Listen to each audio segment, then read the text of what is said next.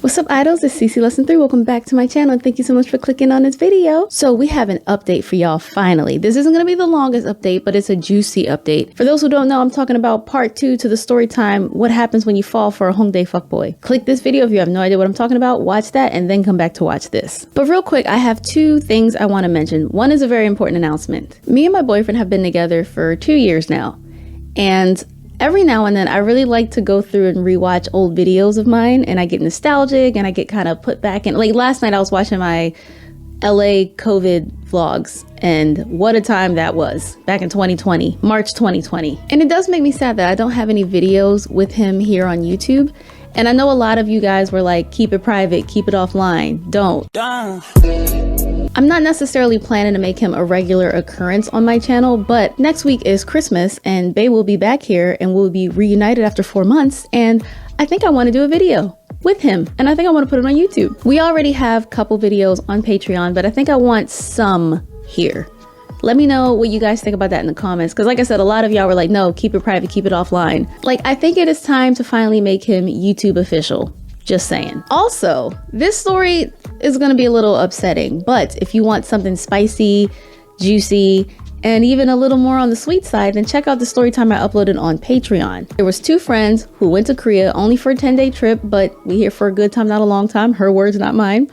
And she met a guy while clubbing in Itaewon, and then she went back to his place in Jamsil, and it was a stormy weekend, and they did a lot. They were very active the whole weekend together. We get a lot of details. Link in the description if you want that tea. Now let's start with this update. So last we left our girl Raya, she had been tragically ghosted by our boy Jinho. In the time recovering from the ghosting, she's been spending a lot of time with Rose, and it started to make Raya feel bad. Like, girl, you don't have to babysit me. I'm a big girl, I'll be okay. Go out with your mans, have fun, I will be okay. If you guys remember, Jinho had ghosted for a week the last time we checked in.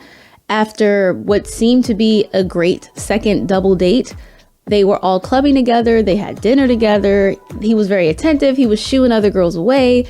She had no reason to believe this is where things were going. He put her in a taxi that night after the club, and she never talked to him again. He just stopped responding. We even got a little bit of their spicy tea in the Patreon version of this story time. And that night they had together, she thought they were solid. Like, this completely blindsided her. So Rose took her friend's advice and she went out. She said, okay, Raya, I'm gonna leave you here. You can call me if you need anything, but I'll be with my boyfriend. So the friend, Rose and her boyfriend, they went clubbing in Hongdae. They loved them clubs. Some of his friends were hanging out and they decided to join his friends. When, like clockwork, Rose saw Jinho. Not only did she see Jinho, but he was with another foreign girl. What the boy. So of course she told her friend, hey Raya, your boy's here with a whole nother girl. Now Raya had to think very carefully about what to do next. On one hand, she deserved closure. Like, look, we're adults, let's talk about this.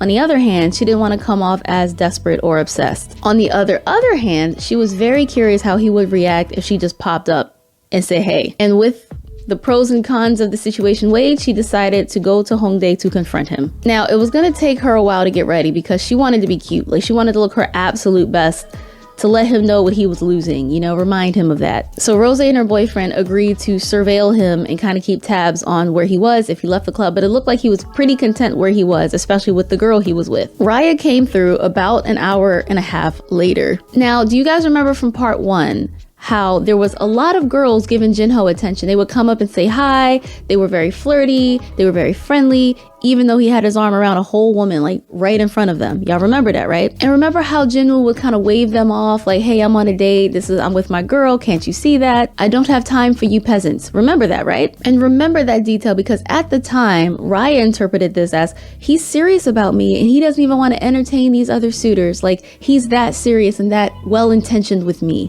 So Raya finally makes her way to Hongdae, and first she needs a drink. So she goes to Rose, she goes to Rose's boyfriend, hi, give me a drink, before she goes to confront Jinho directly. Of course, she wanted to try to make it seem like she just happened to be out. Like, she didn't come here just to see Jinho. She wanted to, oh no, I've been here. Like, it was just another weekend for me. So after she worked up the nerve, she wanted to keep it simple. She goes to Jinho and just goes, hey, how you been? But remember, he is currently with a whole nother foreign girl right now. She seems cute, and it's clear that she's enjoying her time with Jinho. Jinho keeps it so unbelievably casual. Like, two mere acquaintances who just so happen to run into each other. Like, oh, let me just say hi real quick and then keep it moving. He waved her off like, oh, it was good seeing you, and then just walked right by her. How did he not see me? Is anyone getting deja vu?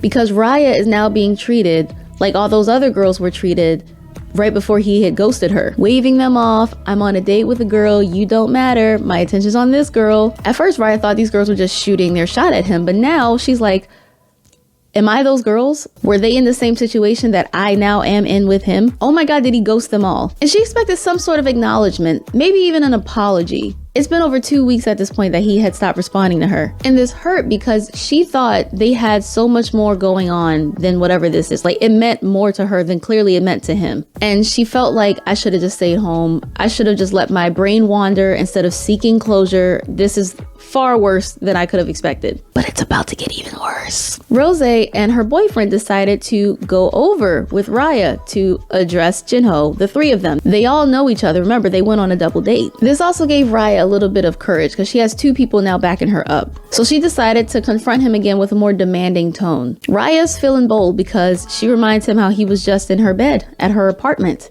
how they went on dates, how they went on a double date. Remember falling asleep with your head on my chest? Leaving in the middle of the night without a fucking word? To do all of that and ghost without a word.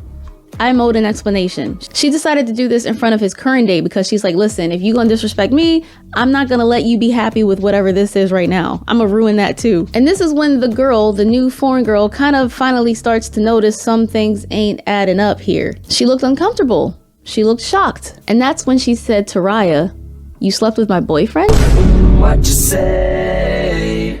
Oh, that you only meant well. You slept with my boyfriend? You slept with my boyfriend? If you guys watched the part 1 to this story, please tell me if there was any moment you ever thought that he probably already had a girlfriend, because that's crazy. So Raya's like, you're his girlfriend? He told me he was single. And of course, Jinho denied everything. But it's 3v1 right now, and Rose pulls out a picture like this was all of us on a double date like 2 weeks ago. About a week ago. Unfortunately, the girlfriend didn't seem to buy that part. She's like, oh, you guys are like, you're just hanging out here. There's nothing here that indicates this is a date. Yes, the girlfriend is choosing denial. It is more than merely a river in Africa. Raya decides to ask Jinho if he recalls the late night he slept over, spent the night at her place. But Jinho had a plan for that. He was working. He tells his girl, I was just working. And again, she seemed to believe him. Absolutely none of this is going according to plan. None of this is how she envisioned it going down on her vision board. And it got to the point, like the gaslighting was so severe that Raya even typed out that if it wasn't for her own recollection, her two witnesses next to her, she would be wondering, did I imagine all of this? Am I the crazy one here? She said he was that convincing. But Raya still has the text messages. This is like the last ditch effort she can have to try to warn this new girl about how she's about to be continuing the cycle. And there was definitely a lot of flirty correspondence going on between the two of them. You don't talk like this with just your friend now, do you, huh? And this is when the girlfriend is finally like, what the fuck is this supposed to mean? Why would you say this to her? And Jinho said some bullshit like, do you know how easy it is to change the contact name on a phone? It could have been them two having this conversation. He could be pretending to be me.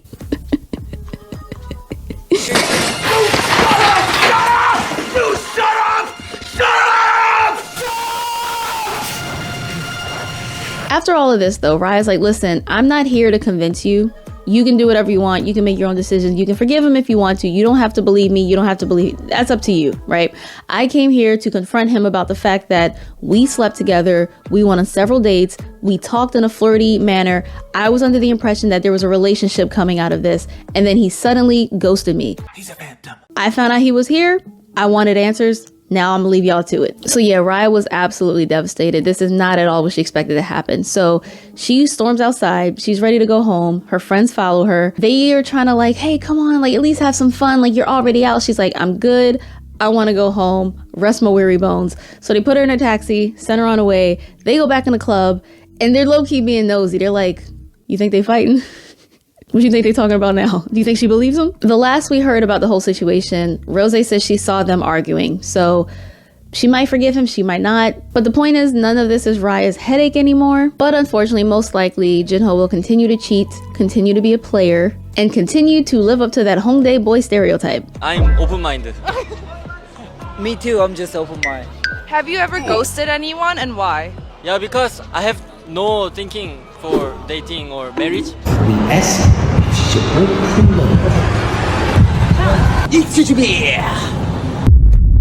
And like I said, I know this wasn't like a long update, but it was an update. And I figured you guys wanted to know how this story had concluded. Raya, Chica, thank you so much. I'm so sorry. I'm glad you're done with this. I'm glad you finally got some answers, because I can't imagine. I mean, I can, because I've been ghosted a lot. But the feeling of being ghosted and not knowing why is one of the worst. It's like, you better have died or something, because there's no better explanation. Like, there was nothing that indicated this is where we were going. Spokes in a wheel, these girls, like, I entertained this one this week, I entertained this one this week, and then they come up like, hey, how you been? And he's like, I don't know you, bye, I'm with another girl. It's a cautionary tale, you know. Trust often needs to be built over time, and unfortunately, they didn't really get a lot of time together before he fucked around. So if you guys want access to more story times like this, again, check out my Patreon, except the story times there are definitely a bit more spicy. Also, binge the playlist is about to pop up on the end screen. We have so many that are YouTube friendly, except for the occasional one that gets demonetized and I don't know why. Thank you guys so much for watching. If you did, remember to like, comment, share, and subscribe, and I will see you guys next time. Annyeong!